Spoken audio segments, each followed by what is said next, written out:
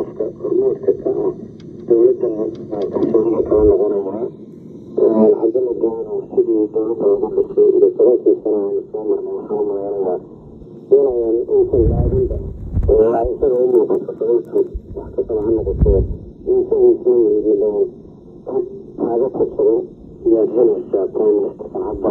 isaga iyo madaxweynaha laftiisa nin kale waad si kala wada shaqaysaan baad helaysaa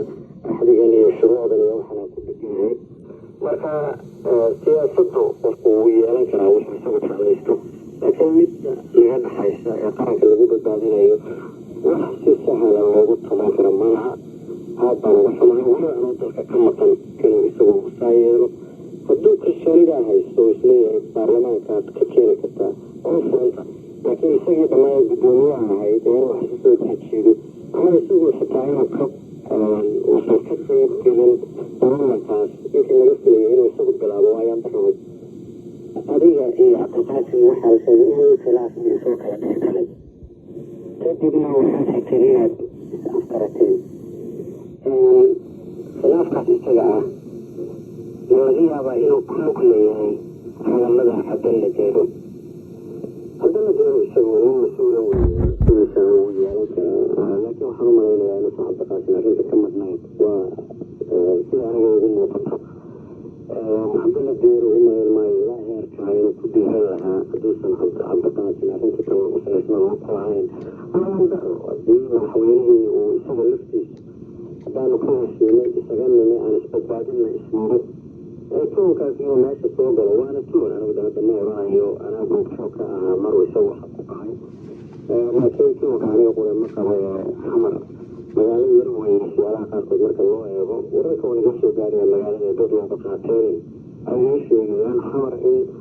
siyaalo hore aan usa jiri jirinba ay hadda u socdaan oo ay ka mid tahay lacag badan in hadda la qaybanayo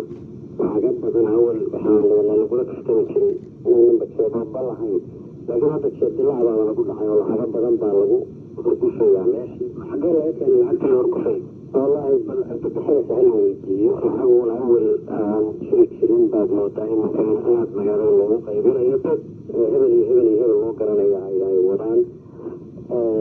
bal haddii ay tahay wax cusub oo lacagihii hore awalba waa samaysan jiray waa daawacan jir raggii daawacan jiray haddana ay saa ugu horgushayaan iyo kay iyaga u taallaa wixii laga helaamalin dowlad ahaan cali khaliif maadaama adiga iyo cabdiqaasim iyo deyrowga jabuuti iskala timaadeen haddana jabuuti soo martay miyaad dowladdiinayna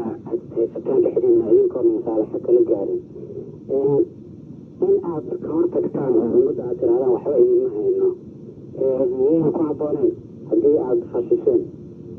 haddii la fashilo waa wada fashilay weeye fashilaadu reesu ma oonaa qofna dusha ka saaraynaa anigu diyaar waxaan u ahay in la xisaabtamo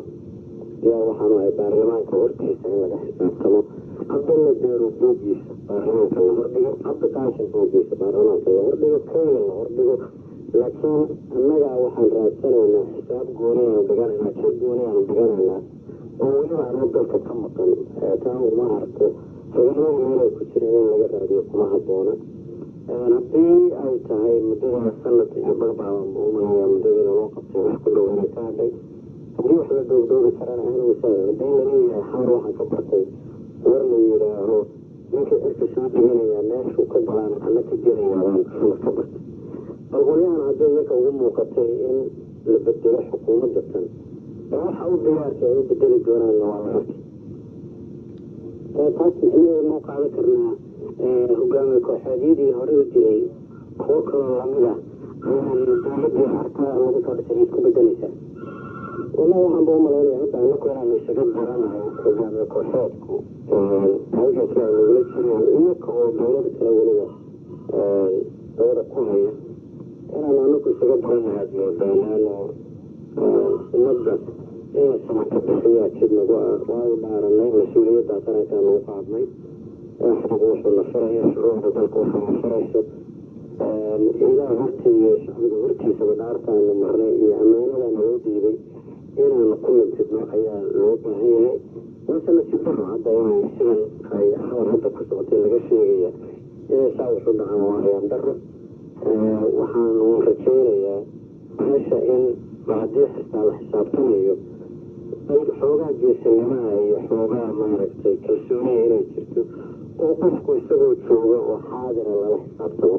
laakiin markaan magaalada ka soo baxada in barnaamijkan iyo fikirkan uu soo baxo waa mid la yaab leh masalaysaa marka agoonkan in lagu dhawaaqo in tahadii laga qaaday oo baarlamaanku kalsoonidii dowladda kala noqday wallahi waxaan ku yaabayaa ma jirto laakiin waxaan anagu isleeyahay in dadka baarlamaanka ku jira iyaba caqligooda waa qabaan haddii aniga layla xisaabtamayo in baarlamaanka xaq waxaan u leeyahay anuu jooga in layla xisaabtamo ummadda soomaalida xaq waxay u leedahay waxaa la doodoobayay inaan si dhayala loo kala qaado haddiise ay ku talabaxaan oo yidhaaho waa yeelaynaana taas waa waajibka cidda marka ay xukuumaddan haddaad xirtaan wixtiraa idiin soo baxaya waxay u noqon iyadoo markii horeba su-aalada badan la warsanayay xukuumaddana ma sii soconaysaa haddii wixii ka soo baxay ma sii waarayaan mise meeshay ka bixi doonaan inaan anaku isugu yaqno oo raayal caalamka adduunkuna uu noo arko imanaan waqtigay ku jiraan iyo dhibaatada hortaala iyo ummadooda si lagu badbaadin lahaaba aan ka fikiraynin si uu cadowga noo ahaa ama waddanka gudihiisa jooga khaasatan inta dowladda joogana waa lagu weysanayaa dambayntii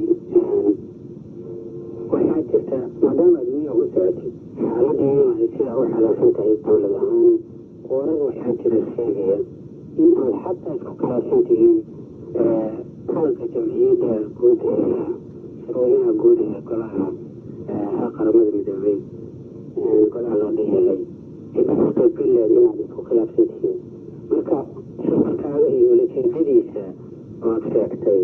oo xilligaas idinkoo sidaas miyaad u malaynaysaa inaad kusoo guulaysan kartid idinkaad ku hesha ciddii ka qaybgeli lahayd cidda ka qaybgalaysa iskuma hayno wafdi rasmiya aan hogaaminaya ayaa meesha tegay wafdi kale oo socda new york ma jiro